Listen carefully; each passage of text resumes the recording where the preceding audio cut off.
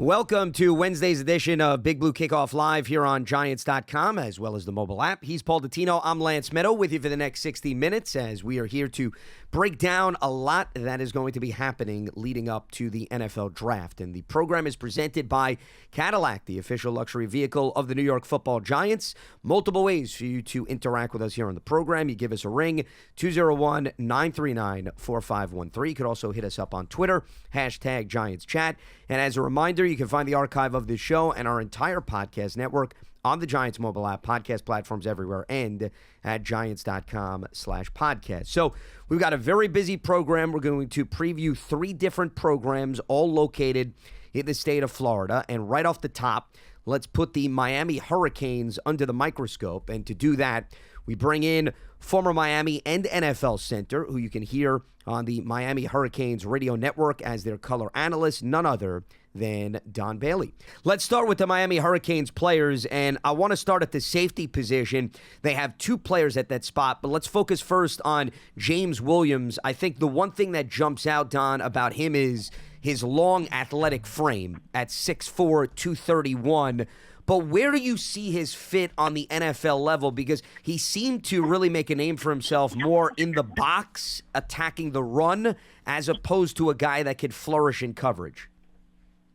Yeah, I'm with you. I think he's a Sam linebacker, the strong side linebacker. I don't know that his speed has projected as they thought where he could be at a safety. He's a legit 6'5" guy. He probably in time can get up into that 230-pound range. And you take the experience that he's had in the secondary, that'll help with pass coverage, especially if he's matching up on a tight end. And he's a bit of a project in my mind. I think that he would have benefited by staying in college another year, but in today's day and age, nobody stays anywhere for a very long time anyway.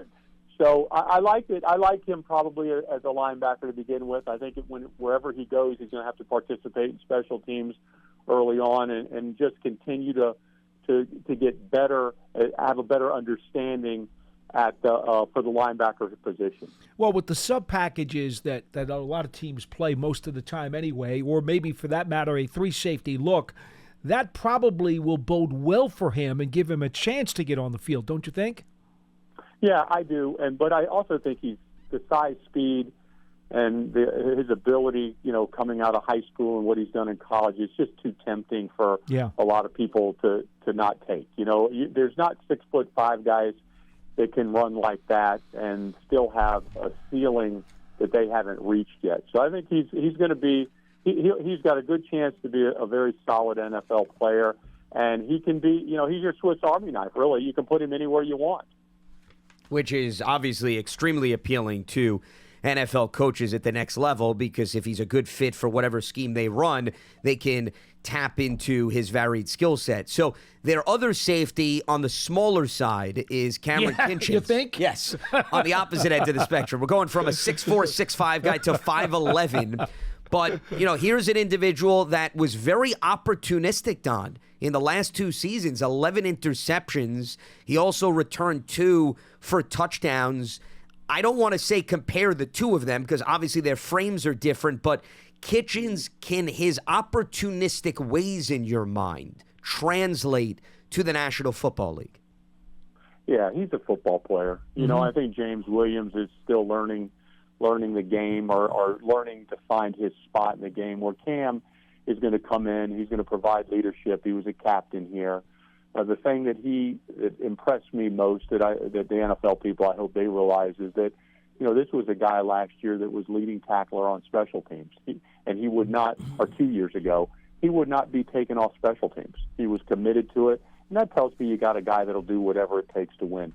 Cam Kitchens, again, he was a 4'6" guy, I think, at the combine, and then knocked it down to the 4'5" range here at the local pro day on campus at Miami a couple weeks ago. That helped his cause. I wish he was a little bit faster, and I'm sure that the National Football League does too. But at the end of the day, he's got a lot of tape to look at. He started a bunch of games, and he's been productive. And he has come up with the takeaways. He's turned those into touchdowns, and he's taken over a couple football games. Now, he's still going to have to get, coached up on coverage and understanding his role. But you've got a guy there that'll come in and do anything and everything he can to help the team. It's interesting because I'm looking at the comments that I wrote down when I looked at some of the tape on him. And I wrote down I liked his physicality, his ball skills, and his motor. I was a little bit questionable with his speed, his reads, and the angles that he took. But then I also wrote to myself, I'm not sure if he's a free safety, a strong safety, or could maybe even do a little slot work. Do you think I'm off base on that? I like him staying in the safety side. The slot work, to me, he's just going to match up with a quicker, faster guy a lot of the time. I just think that his angles, I agree with you completely. He had a tendency to bite on the run a little too much, and Miami paid for it.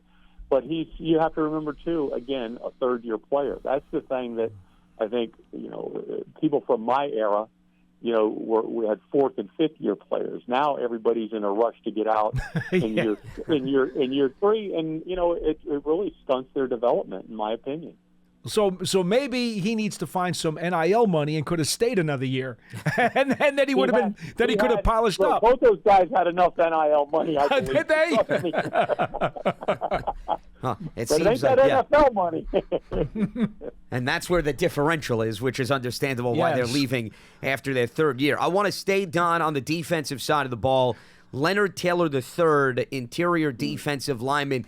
He seems to have had a lot of ups and downs throughout the course of his career. The numbers don't necessarily jump off the page, and I think there's some question marks about the fundamentals, especially if you're going to be in those tight spaces on the NFL level. What was your main takeaway about his development during his tenure at Miami? Needed to stay another year. I really believe that. Yeah. I think you look at the numbers, and there was nothing that told you that he took over a game. I can tell you practices, let's go back to the Jim Burt era. Jim Burt used to take over practices, and he used to take over games. And in that position, when you're playing that position, Florida State's got a guy that's probably going to go in the second round that was a defensive tackle, and he made a ton of plays. He made everybody else better. Leonard just never was able to get over that hump. He would have been better off coming in as a 3-star guy out of high school instead of a 5-star guy, and then people would have probably lowered their expectations on him. He didn't appear to be in peak condition this year. Unfortunately, he got hurt towards the end. There's potential there, and it's going to be hard to not take a guy that is his size at that position, and he is athletic. He probably doesn't have that top-end speed that you would want him to have. But those guys are impossible to find. I mean, everybody's looking for that 3 technique or that 0 technique guy that can dominate between the guards.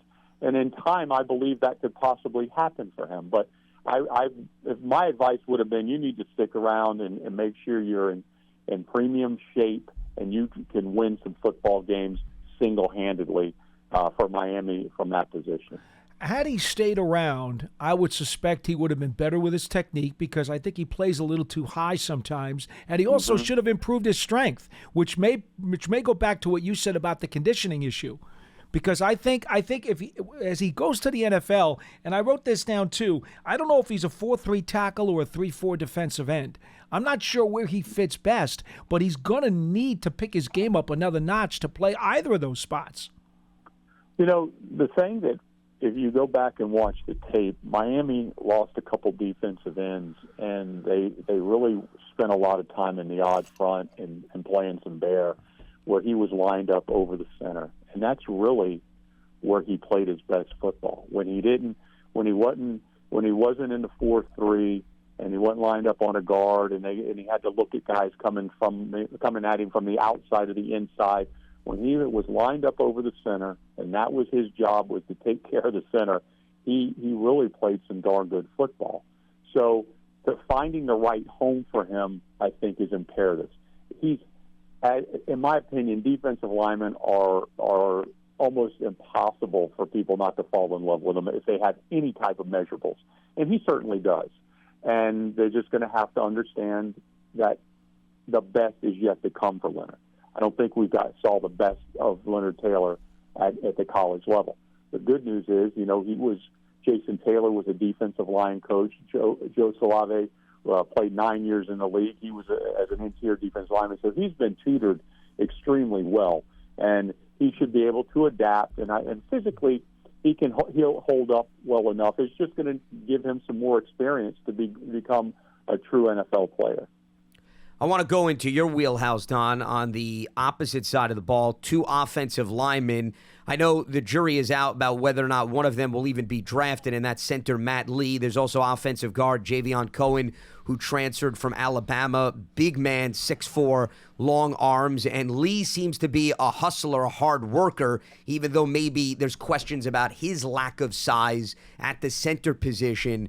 Where would you assess the upside of those 2 guys and their fit on the NFL level? Well, when you look at Cohen, in today's world, I'm always looking at 8 or 9 guys. That's what you need for the offensive line room. Sure. So Cohen was recruited as a tackle at Alabama by Nick Saban, and he played tackle in the Southeastern Conference, and he started in guard in the Southeastern Conference, and then he came to the ACC for a year, and he started to guard there. So he's got proven versatility, and he came in and played at a young age at Alabama and then he goes to Miami, 2 great programs, and he's got a lot of tape. He hustles. He has no issues with grasping the offense. I don't know if he yet has that brute strength that you want from the guard position, but if you're looking for the insurance policy of a 7th, 8th, or 9th guy, he's absolutely the one. You know, he's not going to give any problems off the field. He's a guy that's got a good football IQ. He took coaching extremely well from Alex Mirabal, who's Miami's offensive line coach down here, I think is one of the best in the country. And he bought into that technique. And you know, he didn't say, I was at Alabama and this is what we did and that's what I'm going to do. No, he bought in and he was very coachable. So I think there's definitely a home for him in the National Football League. Good stuff. Yeah, absolutely. He is Don Bailey, former NFL center, former Miami center. You can hear him on the Miami Hurricanes radio network. Don, it's always great to catch up with you. We greatly appreciate the time and the insight and look forward to talking to you down the road. Stay well. Nope, that's right. And look, now, if you got a chance to draft Matt Lee, I'm telling you, draft him because he'll be your smartest offensive lineman day one. Well, he could very well fit in with the toughness of New York based on what I've seen on film, Don. So who knows? He could be a guy that sneaks onto an NFL roster, and maybe it's here in East Rutherford, New Jersey. But we appreciate the time and the insight again. Thanks so much, Don. Okay, guys. You got it. So Don Bailey breaking down the Miami Hurricanes prospects, and we've got mainly defensive guys, but a pair of offensive linemen that clearly he knows well, given he played the position, and 2 safeties on the opposite end of the spectrum that we talked about with respect to size. But James Williams is intriguing, Paul, because I think, and Don hit it, when you have the size and length, regardless of what they did in college production-wise, that's attractive to coaches and scouts. He's one of those traits players. Yeah. I mean, because you can't help but notice those traits and say, well, you know what? Whatever we saw on film or whatever they did with him, I got an idea of how I would use him because he's got some very special tools. Hey, you know what? I don't know which one of those 2 safeties over the long term will have a more successful NFL career. I can't say that because Williams was the least productive of the 2 players in school. But because of the traits, he may be more attractive to somebody. We'll see. I think it depends on fit with him. Don threw out linebacker as a potential position or a pseudo linebacker because he was very strong near the line of scrimmage. The problem is, do you want to expose him to coverage where he struggled? And then with Kitchens, he made up for perhaps the big plays, Paul, that he gave up because he was much more productive in terms of the interceptions. Mm-hmm. For example, Williams only had 4 picks during the course of his playing days in Miami. Kitchens had 11. So you say, okay, you take the good with the bad from Kitchens' perspective because he'll make up for it by changing field position. With Williams, he wasn't doing that as much, but maybe it's the fact that if you play him in a spot and you say, James, we're going to keep you around the line of scrimmage. We're not asking you to hustle back down the field. He could very well thrive on the NFL level. For me, Kitchens was much more of a, and I'm going to put this in quotes, football player. You know what I'm saying? The intangibles, the physicality, the kind of get after it. Sure. Get your uniform dirty kind of guy. And I'm not besmirching Williams in any way, but maybe it's because Kitchens is also a much smaller frame that he felt he had to play more tough and more physical because he had something to prove. You know how or it is. make up for his limitations. Right. Yeah. You know how it is with some of those guys. Yep. They've got that fire burning just a little hotter, and they're a little more feisty and a little more gritty because maybe they were a tad undersized and they were told, you can't do this, you can't do that. Oh, yeah, let me show you. I sense some of that in him. No, I think that's a very fair observation, and that could be the difference as to why you saw more aggressiveness out of him as opposed to Williams, and it showed up. He's more of a true safety. With the interceptions. Yeah. No. Well, that's no debate there. See, with Williams, it's more of where are you going to fit him. Projection. I don't think, it's projection. You're not having that much of a conversation on a similar ground with Kitchens. No. And therefore, teams may say to themselves, well, if we know where we're going to fit Kitchens in, we'd rather take a chance with him as opposed to Williams. It's a little bit more of a guessing game. It's easier to find the room for his peg. Let's put it that way.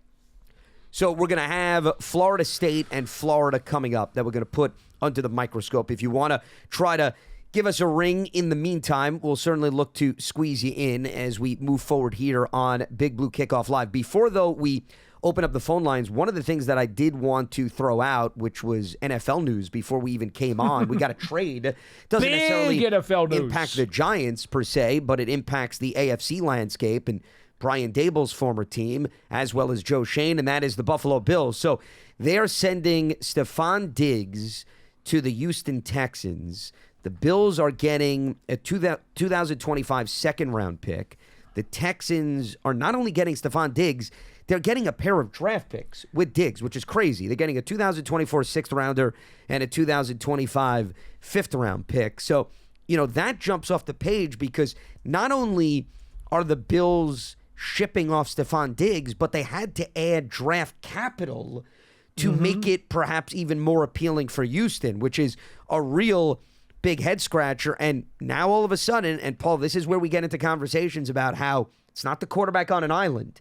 It's the talent around the QB. Josh Allen is now losing his top two wide receivers from last season in Stephon Diggs as well as Gabe Davis, who signed with the Jacksonville Jaguars. Now, does Buffalo have other talent? 100%. They brought in Curtis Samuel, who's a versatile guy. They drafted Dalton Kincaid, who I think is going to take on an even bigger role. Remember, he's a wide receiver and a tight end body, and we talked about him last year in the draft. So I don't want to say that the Bills don't have weaponry, but you take Diggs and Davis out of the equation, yes, things are going to change around Josh Allen next season.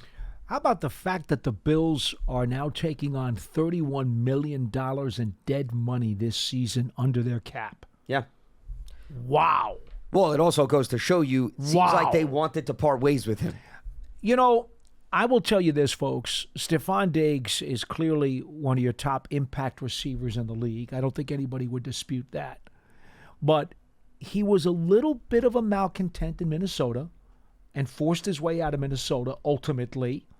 And we've even heard some rumblings occasionally out of Buffalo where he was not totally happy with the progression of the offense or his role in the offense. Yeah. We had heard some of those rumblings. Well, remember, there was a day where he left during spring workouts, and there was a whole big production. And they covered that back up and said, oh, really, it wasn't nothing. There was a misunderstanding and whatever. But, when you see something like this, and then consider that Buffalo actually had to throw in some picks too, it really makes you wonder how much was that discontent or disconnect between him and the Bills. It must have been pretty nasty because why else would you get rid of such a premium player and then take a dead cap hit of $31 million? And this is not your third or fourth wide receiver. This is your number one guy. He is one Allen. of your core franchise players. Yeah. Maybe, and this is once again just my interpretation of the events, on top of some of the baggage that you threw out, maybe they're saying to themselves, Diggs is now 30, Paul, and we always look at that number as a turning point in an NFL player's career. Maybe in Buffalo's mind, they say to themselves, we need to get younger, and we think we can get more bang for the buck at a lower number entering 2024. It's possible that is part of the conversation as well. Remember, listen, I think Diggs is a great player, but that big play against Kansas City. Remember, they threw the ball down the field late, and it went right through his hands. Yeah. And that was a huge play. That was the difference between perhaps them knocking on the door of the end zone versus having to settle for a field goal. So that could have been a big part of the conversation, I think, with Diggs, in addition to some of the off-the-field issues. I will say this. If you're Buffalo, and remember now, you're building a new stadium, okay? Please, folks, don't ever underestimate the business angle to some of these moves that sometimes get made. I know it's football. I know we're talking about players, but business also plays into it to some degree. Well, I would think, though, Diggs is good for business to get people in the stands. Well, from that standpoint. I would think so, too, but they may be thinking that, like you said a minute ago, at 31 years old, maybe they think he's about to start a decline. And so maybe they think that they're better off getting rid of the contract, getting hit with the penalty this year, okay? And then it's a great wide receivers class. It really is. Maybe they think they're going to get a couple of those really good wide receivers. And then I don't know if their stadium's supposed to be open next year or the following year. Maybe they think that Josh Allen and those guys will be clicking on all cylinders by the time they get their new building. 2026 is when it's set there you to go. open. So 2 years. Maybe that's part of their thinking too. Maybe they, you know what they say sometimes, right? Get rid of a guy a year too early rather than a year too late. Maybe that's part of it. Well, I'm with you in terms of the draft, because that's why I said I could see the Bills having a conversation about let's get younger at the position. But I can still argue you hold on for him, Paul, at least another year, especially given the dead money. That's what's hard to wrap my head around. How unhappy was he? We don't know that. Well, he must have been furious. Because right? if you're willing to take a $31 million cap hit, then he must have been twisting your arm so far backwards that you got to the point where I don't want to deal with this anymore. Because this to me, this is not a football decision.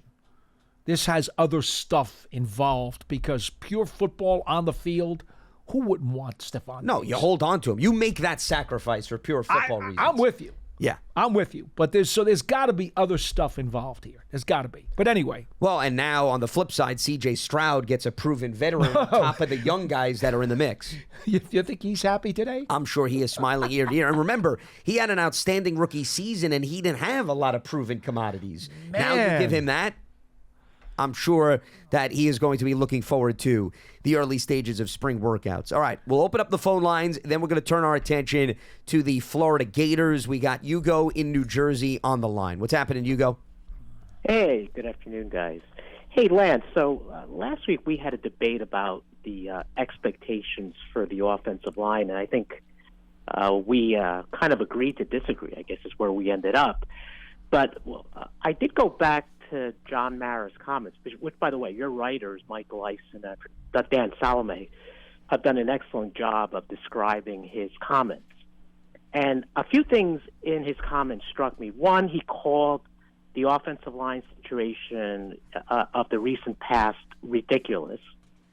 He noted the level of investments the Giants have made on the offensive line, starting with the draft picks. So it kind of suggests that John Mara, in his own mind, thinks that the Giants have made some relatively outsized level of investments compared to the rest of the NFL. He said, I expect us to be, and this is a quote, a hell of a lot better, not slightly better or modestly better, but a hell of a lot better. And then he defined the expectation, which he said is a good, consistent, productive offensive line like the one we had when we were winning. And I think we have the pieces there now. Now, when they were winning, call it from 2005 to 2011, the Giants' offensive line was certainly in the top 10.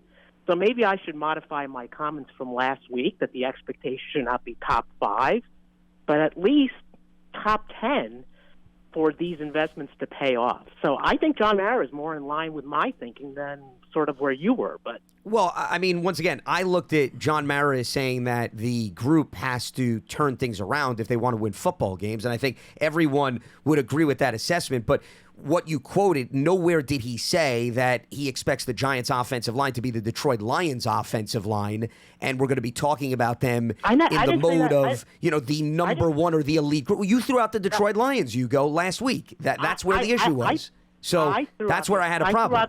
I threw out the Detroit Lions because I said they're the one team I can think of off the top of my head. Well, but that's the standard. But you picked the standard to me. The standard of the NFL to me is the Detroit Lions offensive line. Like, that's what everyone should yearn to have from a consistency and a development standpoint. I said they're the top offensive line and that the Giants should be a lot closer to them than the bottom feeder they were last year. Those are my quotes. You could go back and listen to the replay, Lance, but those are exactly my words. But once again, you threw out to me the standard of the offensive line. I think at this point, if the Giants' offensive line overall, to John Mara's point, could be consistent, can stay healthy, then can produce, I think that's a huge step in the right direction. I'm not going to put it top 1, top 3, top 5. I mean, you want to categorize it. And remember, offensive line rankings is all in the eye of the beholder based on where you rank individuals. There's no set criteria that says this is the second best offensive line, this is the third best offensive line. How do you evaluate that? You can go by PFF. You can go by PFF. But that's one individual's perspective. You go, that's a terrible mistake. You don't want to throw that up, please. Do never throw that up as justification for anything. You know better. You know better. You know better. Come on. Listen, you know better. You know it when you see it. So how would you? I mean, we all. The grade is simple. The grade is simple. Functional. I tell you this all the time. Functional. If the offensive line is functional and your coaching staff, your head coach and your offensive coordinator don't have to remove chapters out of the playbook. If they can call anything in that playbook, then that tells you that offensive line is functional enough that they can do the job. Once you have to start eliminating chapters and say, look, this guy's not very good. We don't do this very well. All right, let's take out chapter 2. Let's take out chapter 4. Let's take out. That's when you're in trouble. And that's where the Giants have been for the last few years. Well, right? I think that should be the floor, that it's functional. I mean, John Mara did not use the word functional. He said good. Once you are at least functional, okay, now you're in the middle of the pack, and if you can move on from there, that's beautiful. That's the goal. But where the Giants have been, way down here at the moment, you just want to be functional. I don't want Kafka and Dable to have to throw out portions of their playbook. Well, that's the key. Why don't you be a little more conservative with your demands and just ask them to be functional this year, and then we'll all be happy. Also healthy too. You know what? I think that would be fair had the Giants not made the level of investment they made, which John Mara noted. He expects them to be above functional. Well, they got 2 ones. They got 2 ones. They got a 2, and they got right now the projected starters. The projected starters are 2 ones, a 2, and 2 free agents who they paid middle of the road money for. Right? And they also have young players that are supposed to develop. Well, two young players in McKeithen and Azudu who have been hurt. Yeah. And the truth which is what I said last week. The truth is, yes, I want to believe in their potential. I really do. But right now, you can't count on their potential because they haven't gotten on the field enough. All right, you go. Listen, we got a guest coming up here, so we're going to let you go on that note and appreciate the phone call. We'll get back into the offensive line a little bit later on in the program. But right now, let's turn our attention to the Florida Gators, who have an appealing wide receiver atop their list, and we bring in Edgar Thompson, who covers the Gators for the Orlando Sentinel. Edgar, you got Lance Medow, Paul Dottino here on Giants.com.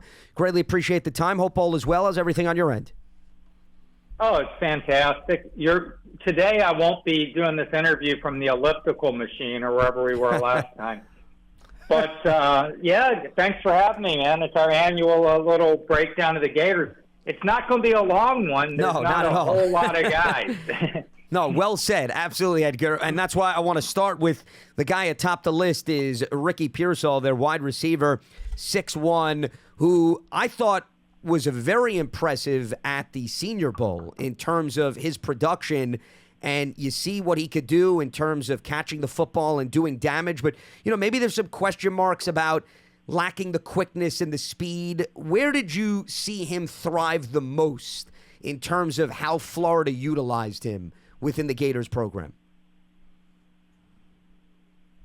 The guy is a technician with incredible hands and a lot of grit. And that usually implies slow, not that athletic. I always joke around it. I talk about Pat Tilley. Remember Pat Tilley? Sure. Number 83 for the Cardinals. That's always my prototype of kind of a slow, white possession guy, right? Pat Tilley probably didn't even run a 4.8, but he knew how to get open. Ricky Pearsall ran 4.41 at the Combine. He had a 42-inch vertical. He had a 9-inch broad jump. This guy's plenty explosive. It's a misnomer that he doesn't have. He's not Tyreek Hill, but he can move and he can explode, and he runs great routes and gets in and out of his cuts tremendously quickly, and he's really a very good player. I don't know that there's many people, if anyone, in this draft who's elevated their stock as much as this guy since the season ended. You mentioned the hands, incredibly reliable hands, which every coach and quarterback will love for sure, and a great route runner, gets the separation.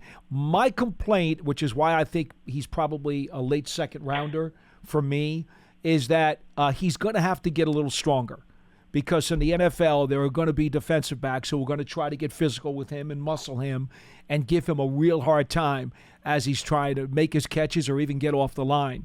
Do you think he's got the ability to add a little more meat to his frame and it won't cost him some of those other skills? He got really lean last offseason, like incredibly lean, down to like 8% body fat, which people are like, yeah, that's good.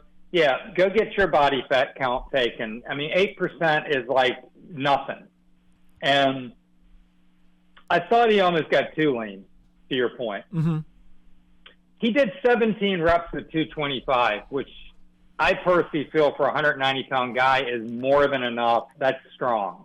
You used to get plenty of DBs that are doing in the low teens, if even the 10, 12 range. So I think he's got plenty of strength. But, yes, there is a little maybe overly leanness to him. But, man, if he doesn't want to lose speed and doesn't want to lose explosion, right. So it is a fine line. Sure. He's really got great feet, and he works his tail off, and he really works at his craft. So he is going to have to learn how to get released from the line and do some of that stuff. There's no doubt, and get used to the physicality. I was telling someone one day, so many people are just the ignorance they have. I've been doing sports writing a long time, and I was ignorant early. I don't have all the answers still at my advancing, career. But getting off the line of scrimmage in the NFL alone, like the average dude who plays flag football or whatever, who's pretty good, they couldn't even get 2 yards off the line of scrimmage in like 5 seconds. Press coverage is a whole new world. Yeah, it's a whole new world. Press coverage is nasty. It's real nasty. No, you can't get off the line. So you're making a great point. His release off the line is going to be something he's going to have to work at, but he will, is the point that I'm making. Right. He'll work at it, and he's got extremely quick feet. And there's a kid here, Eugene Wilson. His dad, Eugene Wilson II, was a safety for the Patriots for 2 Super Bowl teams. Eugene Wilson III is going to be phenomenal. He's like a Percy Harvin light kind of player. He's that explosive, and he's going to be phenomenal. He was the only guy on the team last year who even looked like he had anything close to Ricky Pearsall's feet. So, and his might be even a little better, maybe not as refined, but Ricky's explosive. I think he's going to be fine. I think he's definitely moved himself up into the top 10-ish receiver range. I think Kuiper said he has him between 8 and 12. And those are all kind of cookie cutter at that point. It's what you're looking for at that point. So Kuiper thinks he's definitely a second-round lock, which is pretty impressive considering he came out of college and a lot of people didn't know if he was even going to be a second-day pick. Mm-hmm. Now, Edgar, he was also utilized as a punt returner, and I could see him settle into that role on the NFL level. What jumped out to you about his special teams contributions? And if a team drafts him and let's say they've got 3-4 wide receivers, meaning there's a lot of depth on the roster as it stands right now, what he could potentially do in year one as solely a special teamer? He's a fearless guy, man. And that's critical. He's not afraid to go across the middle. He's not afraid to field a punt, which if you get into like sports in general, I mean, what is more perilous than returning a punt in the NFL? I mean, right? Sure. I mean, MMA or something. I mean, you can get hurt worse than that, but literally you're looking, and everything's bearing down on you. He's very good at, that anticipation, catching. He's reliable catching it, and he has a quick first step. I don't see this guy, turning into Devin Hester or Rick Upchurch back there. But the guy is, capable, but his future is going to be probably in the slot, wouldn't you think? And, maybe move outside too, or he could move outside too. But, I mean, he can work underneath and he can work the seams and do things like that. And I think he could be very, very effective with the right system, right team. Because look, in the end, a lot of times it comes down to who you're with. Not everyone can just go to any team and be good. That's a rare player. You got to fit in to the right system with the right people and the right coaching to thrive. So if he gets in the right situation, I think Ricky Pearsall has a long NFL career ahead of him. I think the only other guy that I had heard from Florida that might have a shot at being drafted was Egwukan, the center. Is it Kingsley Egwukan? Am I saying that right? You were butchering it, and I've butchered it for several years now. What should it be? It's Egg Walk-In. Like an egg walk-in. Oh, like egg walking, almost like Christopher Walken. it is. It's like egg walking. So Kingsley is probably a little undersized, pretty tenacious, very experienced.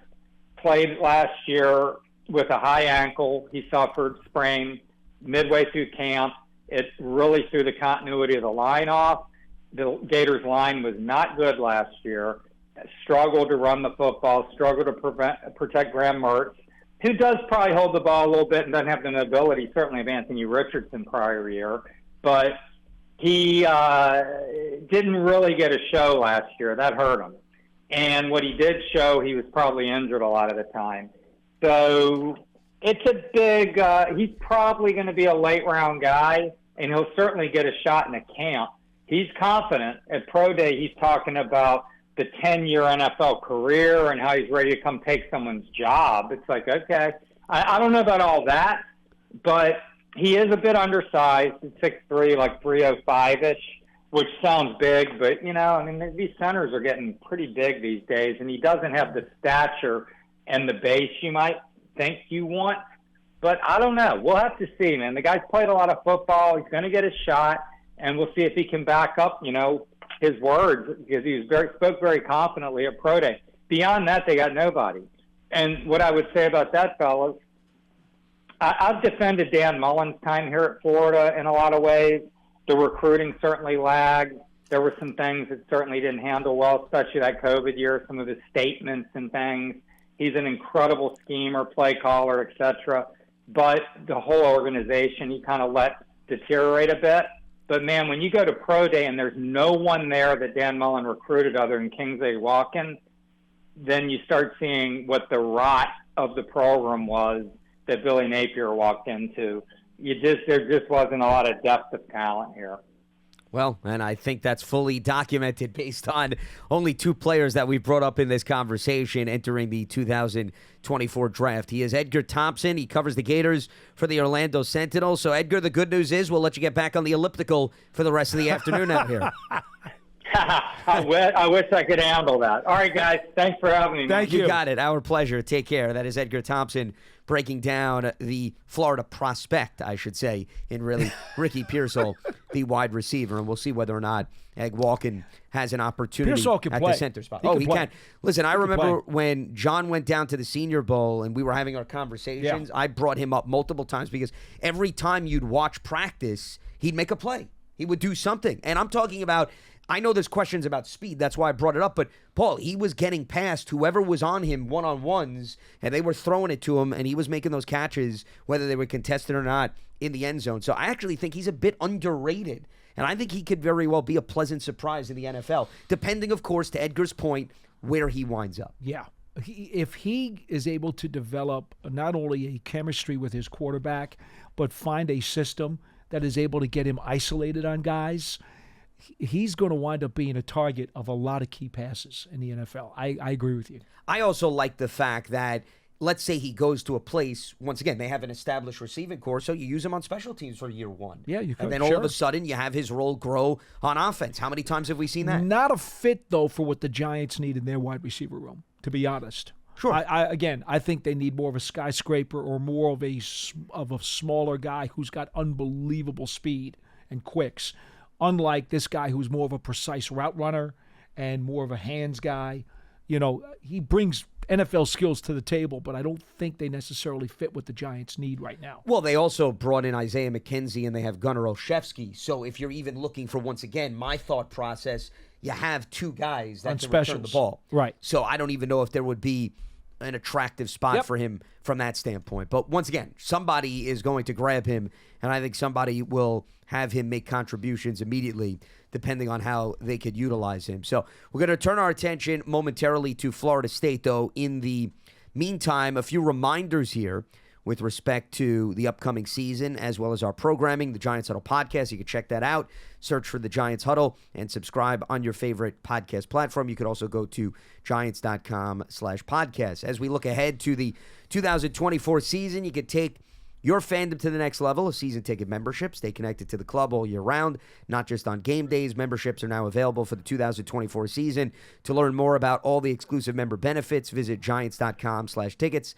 Limited inventory is available. And the Giants official connected TV streaming app, Giants TV, it brings you original video content and game highlights on demand and direct to Big Blue fans. Giants TV, it is free. And in addition to that, you can also check it out on Apple TV, Roku, Amazon Fire TV, and the Giants mobile app. Lance, just to clarify for Hugo a little bit here, because, you know, Hugo, you're better than that. You got to throw the analytics stuff in the fireplace because you know better, okay? You know better than crazy numerical grades by people who don't know what the plays are, et cetera, et cetera, et cetera. But here's what you need to do. Here, the naked eye will tell you, like Antrell Roll used to say, believe what you see, and the tape doesn't lie. Yes, an offensive line that's functional, that's the base of where you want to be. Okay, like I said, you don't want to throw out stuff out of your playbook. But to get better than that, here's the two things that you look for. When everybody in the building knows you want to run the ball, and you can still effectively move the line of scrimmage and run the ball. Usually when you're in your 4-minute offense. Okay, or you're in a grinded out kind of game that you're trying to control field position. Okay, same thing with the pass. When everybody in the building knows you have to throw it, and you're still able to send your quarterback back into the pocket, and your offensive line gives him the time to look downfield, go through his progressions, and make any throw he wants to throw. Those are the two things that you look for that are above functional. Once you get to functional, that's the standard. Anybody above that is functional. How do you now grade above functional? Well, it's that. When you need to run it, can you move the line of scrimmage and run it? When you need to throw it, can you give your quarterback enough protection that he can pick out the guy he wants to throw it to? That he's not having to get rid of the ball with a quick strike, and he's not playing quick game because I got no time to look at my second and third receivers. I got to go to my first guy on the quick slant or the wide receiver screen because I haven't got a chance in hell of holding up if I hold that ball for more than 2 seconds. Those are the things you can see that. If you honestly need some analytics person to give you a numerical grade for that stuff, then you better watch a different sport because that's stuff that anybody who knows anything about football can figure out just by watching it themselves. That's how you take functional to the next level. I'm sorry, I just wanted to make sure we got him fine. square. I mean, I did want to expand on that as well, but right now we have a guest on the line, so let's turn our attention to Florida State, and then we'll expand on your last point with respect to the state of the offensive line to help us break down the Seminoles class, and it is big and it is large, and that is none other than Brendan Sonnone, who works for Noles 24/7 through 247sports.com. Brendan, you got Lance Medow, Paul Dottino here on Giants.com. Greatly appreciate the time. Hope all is well. How's everything on your end? Gents, thanks for having me. I'm doing well. I will make sure to not bring up any analytics during this conversation. Yes, because my partner seems to be a very big fan of it. I see that you picked up on that. Oh, so. I have a hunch you're a much smarter man than that anyway, aren't you? Hey, you know what I go by in life is balance in all things. And there's some people who lean really heavily on the numbers for everything, and that's probably not the way to do it. And there's some people who just go eye test. And their numbers can maybe teach us some things. So that's my methodology. That's how I try to balance it a little bit. But yeah, I love. I think tape trumps everything too. What you see really, really matters. There you go. You're a good man. Well, and that's why we're curious to get your perspective, Brendan, on what you saw out of this Seminoles class. And let's start with their top guy, and that's edge rusher Jared Verse, who clearly made a name for himself in each of the last 2 seasons after he transferred from Albany. I think his story is interesting. I don't know if a lot of people realize he started off as a tight end, then transitioned to defensive end, and we see what he did over the last 2 seasons. 9 sacks in each of those campaigns. Where would you assess, from what you've seen in his development, where he could potentially take his game to perhaps another level on the NFL stage? This is what's so cool about Jared Verse. He just keeps getting better. And you mentioned he's made a name for himself, and he is super self-made. Like, he has gone from a no-ranked recruit that was kind of undersized, really undersized, out of a small area in high school, small rural area, high school in Pennsylvania, and goes to Albany, and during the pandemic, back at home, and gets a weight set and just keeps, lifting weights and getting a lot of protein and gets bigger and stronger and faster. And then FSU's scouting for Syracuse back in 2021, and they see this dude chasing. I'm blanking on the name of the running back now. It was a pretty good running back for them. Was it Sean Tucker maybe for Syracuse? And they see his defensive end tracking him down. Downfield, and they're like, "Oh, if that guy ever enters the transfer portal, we should take a look at him." And that was Jared Verse. And he came to Florida State as like a freaky athlete. Like he was able to run down quarterback Jordan Travis pretty regularly, and Jordan's a fast quarterback. And Jared made life difficult for him in practice. And this past year, he just got a lot bigger, a lot stronger. Had to kind of learn how to play with a little bit of extra weight, and that's where you see a lot of the production for him. The pass rush production got better as the season went on and was frankly really dominant by the end of the year against Florida and Louisville when he really needs to have it. He brought it and learned how to play with that functional weight. So as we think about like where he goes next, like I think he's someone he's learned how to play the run better over the years. He's learned how to play with more weight, which will help him in the NFL. His testing numbers were really impressive. Mm-hmm. He's really smart, and I think that's where you think he's going to keep getting better. He works really hard. You talk to him, super thoughtful, very, very intelligent, intellectual, charismatic as well. Got a lot of personality. Not afraid to talk a little trash or a lot of trash, as teammates can probably tell you. So there's a lot of juice there. I understand why he's a first round prospect, and is he super bendy? Like Brian Burns is someone for Florida State. You guys are familiar with, has a lot of bend, and this is more of a power-based edge rusher. Yeah. And that's where Jared Verse is going to make his money in the NFL, but you can find a lot of ways to use that, I'm sure. Well, I think the fact that he started at Albany and then went to Florida State, I wonder, from your perspective, developmentally wise, had he been at Florida State the whole time, would he have had more development? Would he be more polished right now? Would he be even thought of in a bigger light had he started out at the higher program instead of starting at Albany? Or did the start at Albany make him into a self-made prospect, as you just said, and do you think that was to his advantage? Yeah, it's interesting because that's exactly where I was going to go with it. Physically, he might have been a year ahead of where he is now if he went to Florida State and just had all the That's not a knock on Albany. Like, go ahead and look at some of their, like, they're sending guys up to Power 5 level every single year now. Sure. They're going to have other guys who are like UDFAs. Like, they do a really nice job at that level. It's not the same when you talk about resources. You have to strength conditioning program, all that stuff. It's not the same. And Jared Verse has said that, too, like that Florida State helped him in that regard tremendously. But the idea of how having to kind of climb from the bottom and rise through the ranks, it just fits super well in who Jared Verse is. And you don't know how something like that can change someone if you went a different path. So I think it served him really well. And just, again, if you get to hear him speak and talk to him, like, you kind of understand, like, that proverbial chip on his shoulder is a real thing. He doesn't probably have that if he, he doesn't have a growth spurt early on in college and doesn't have to go, home during quarantine and lift a bunch of weights and figure that out himself. But it did happen, and here we are talking about him as, probably top 15 pick.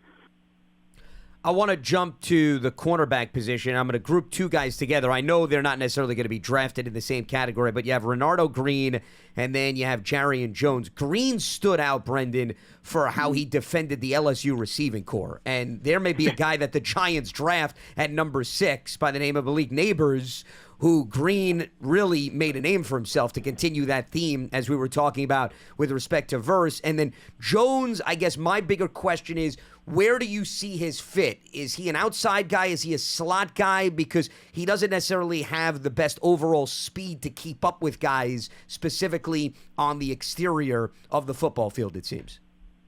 Well, so with Jarian Jones, it is interesting because his story arc is interesting as well. He's a Mississippi kid, went to Mississippi State, transferred out of there, almost went to Ole Miss, ended up coming to Florida State, and was not very good his first year, frankly. And part of that was he was not healthy.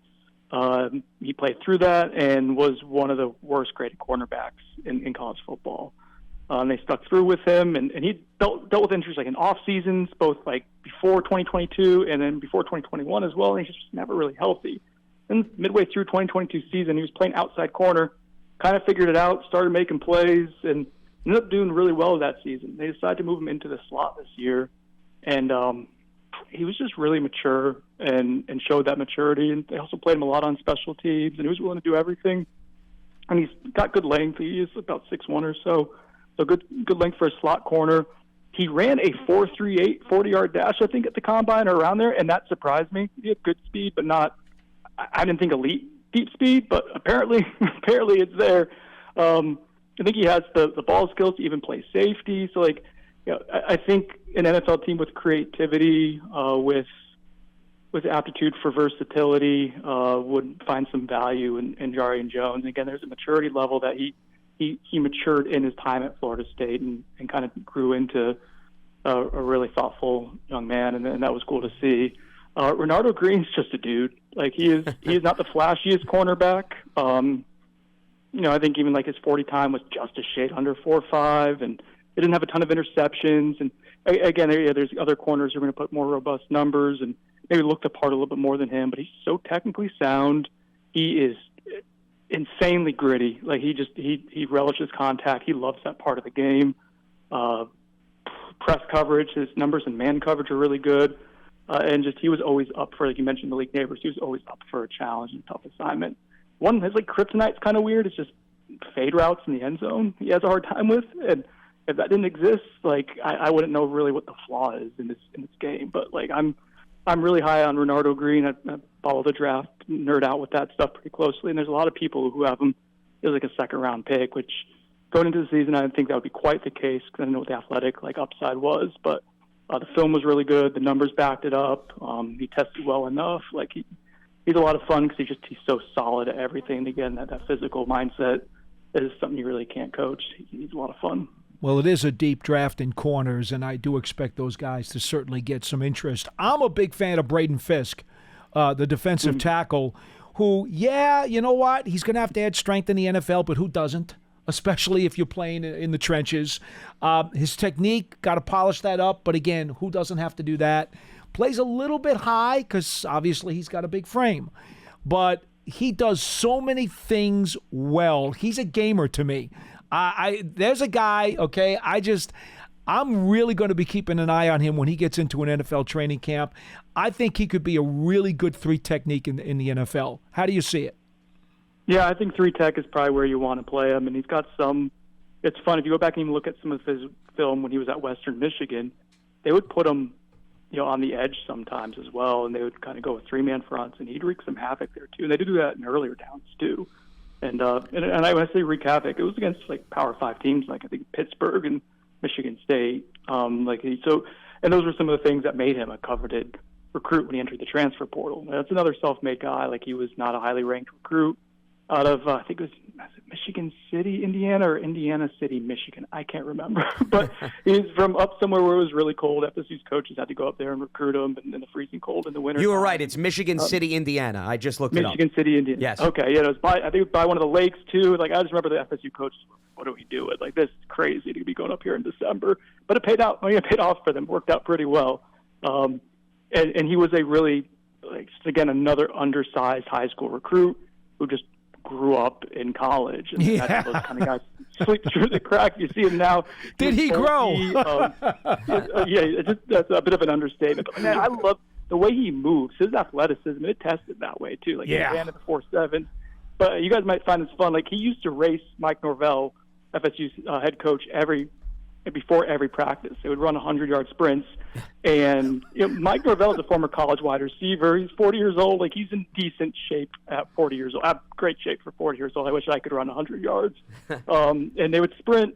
And Fisk would beat him at 300 pounds plus. 100 yards for a big dude. But what I liked about Braden is he came to FSU. He knew he had one season. He had to make it count. He battled some injuries through the year. And he's another guy who just got better as the season went on. Like, go ahead and watch him against Louisville. It was inspiring the way he played. You put him in multiple positions on the defensive line. Like, he's someone who embraced like what FSU was doing culturally. He found a way to harness his athleticism and to make it work for him. And he was playing with, like, before the last 2 games of the season, he's walking with a walking boot when he's getting to the field because he had turf toe, and it didn't matter. He still figured out a way to get it done. He's been a fast riser. I think through the Senior Bowl and the draft, the combine process has probably put him in, being a second round guy. Maybe if there's bad medicals, round 3. But someone's going to fall in love with him and probably take him pretty early because of all the fun traits he has and the intangibles. Mm-hmm. I want to flip the script to the offensive side of the ball. They have 2 wide receivers, Brendan, Florida State, and 2 that my partner likes because they're towers.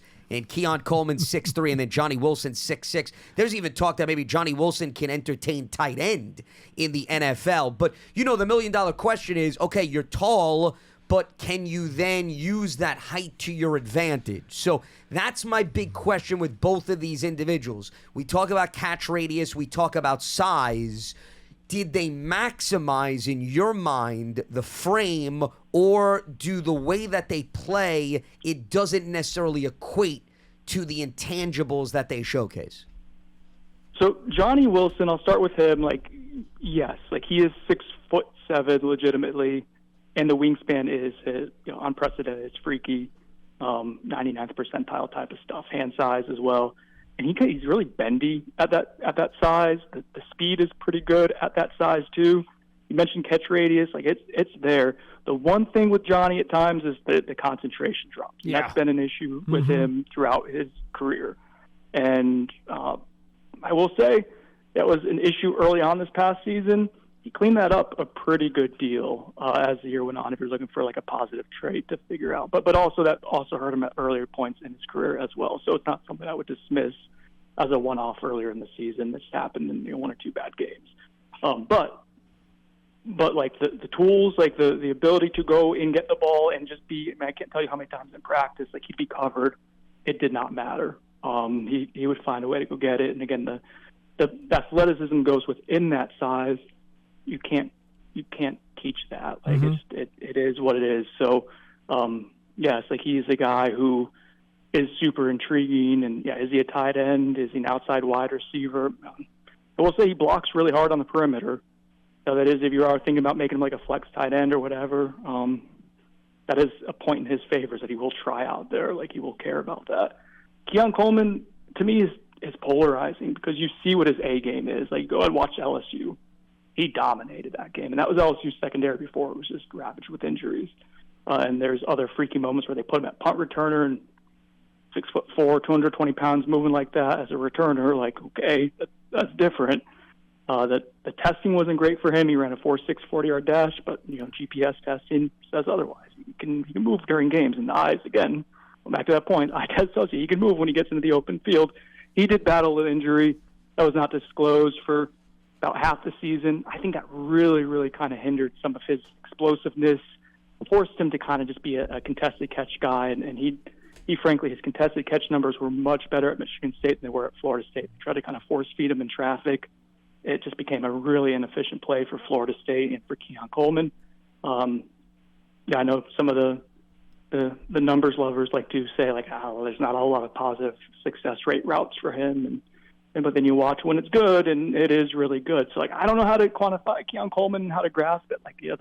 There'd be games where he'd go away for a while, and there'd be games that he just would absolutely take over. He's young, right? He's had 2 solid seasons in Power 5 level, and he's had some dominant moments. So, someone's probably going to roll the dice with him in a strong wide receiver draft in day 2, and I wouldn't fault him for it. I'm not sure entirely where he would go. Early round 2, late round 3, I don't know. Well, I think he'll probably go second. I will say this. I did have a little bit of trouble with his willingness to block for the run game. Now, is that because of some of the injuries? He didn't want to mix it up some? Because, when you get to the NFL, those wide receiver coaches, a lot of them are going to say, man, you got to block. You got to help out on the edge because you can break a big run for your running back if you'll just do that. And some guys just don't want to get involved in that. And I think earlier in the year, if I remember, LSU game, that was there. I remember a game against Boston College, which was your 3rd or 4th game of the season. There was some pretty bad moments in blocking. One that was pretty costly that I think cost FSU they did a little screen pass to a running back, and if you block it, it might be out the gates. Instead, right. I think it was Elijah Jones slips right by him and forced fumble, and all of a sudden it became a game. But I don't think he was hurt then. I think that might have been a flu game for the entire team, the defense especially. I think a lot of guys were sick. But, as the year went on, some of the physicality waned. I would love to kind of go back to all 22 and focus on the blocking late in the season and see if that was any different. But, I think he became slightly less physical. Honestly, too, this isn't ideal. When Jordan Travis got hurt at the end of the season, I feel like we didn't see the same version of Keon Coleman. I don't know if he pressed. I don't know if he got disinterested. I really don't know what happened.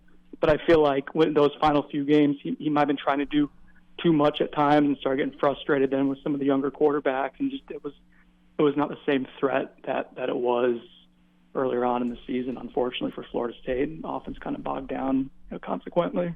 And it's understandable considering they then utilized 2 other quarterbacks as they went into their bowl game. So that's obviously going to impact the talent around them. Well, Brendan, we'll leave it. Do you want to throw we're overtime, but Brendan, I know we're overtime. I need 45 seconds on Jordan Travis. I know he got hurt, but if you're looking for a developmental quarterback on day 3 that you can stash for a year or 2, how about some real quick 35-second thumbnail on him? Maturity is there. I want to talk about self-made. He was someone who was considering quitting football 3-4 years ago. He had awful toxic situation under Bobby Petrino in Louisville. Quarterback coach at Florida State believed in him when he came here. The head coach didn't. Previously, Willie Taggart, he didn't think he was going to get it done. Mike Norvell's staff worked with him really, really well. Jordan's footwork got better. His maturity, his ability to read defenses was excellent this past year. When he's good, his athleticism is really, really good. Just got to see how he responds from leg injury, but there's a lot of intangibles to like with him for sure. You're going to get like a high class personality in the locker room at a minimum there. Great. Thank you. Absolutely. We greatly appreciate the time and the insight. He's Brendan Sonnone, Knowles 24/7 through 247sports.com. And Brendan, look forward to having you on down the road to continue to preview the prospects out of Florida State. Thanks for hopping on. Thanks, guys. You got it. Our pleasure, as that is a deep roster that is going to produce some heavy-duty NFL talent. We could have even thrown out a few other players that probably going to go on day 3 in the NFL draft, but we'll at least leave it at that for the time being, as we'll be back up and running again on Thursday at 12:30 p.m. Eastern, continuing to preview the upcoming NFL Draft. We appreciate everybody for tuning in. Today's episode, Big Blue Kickoff Live, part of the Giants platforms everywhere, and Giants.com/podcast. For Paul Dottino, I'm Lance Medow. Stay locked to Giants.com for all the latest, and we'll speak to you on Thursday right here on BBKL. Have a good one.